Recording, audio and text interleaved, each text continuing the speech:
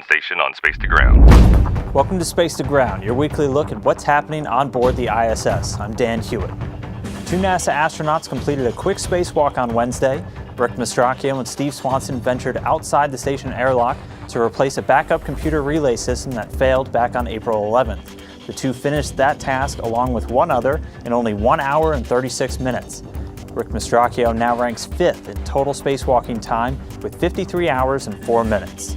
The station residents were also busy this week unloading cargo from the newly arrived SpaceX Dragon resupply craft.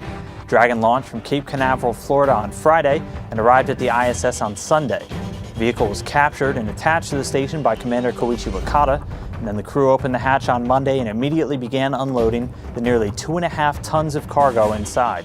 Dragon will remain docked until May 18th, when it will splash down in the Pacific. One of the first experiments unloaded from Dragon, called T-cell activation and aging, is going to be taking a look at the human immune system. The investigation hopes to better understand the deterioration of immune function that happens to astronauts while they're in space and to aging people here on Earth.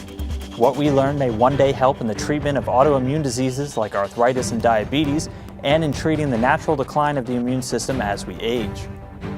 This week's social media question asks, how do Robonaut's legs work? Well, it's a little tough to describe and even a little crazy to watch. They're better referred to as climbing legs. His newest additions are tailor-made for getting around in microgravity. They act as a highly flexible means for the robot to get around inside the station and to stay in place when performing different tasks. We're hoping to see Robonaut take its first steps a little bit later this year. Make sure to keep sending us your questions and comments using the hashtag #SpaceToGround. We'll see you next week.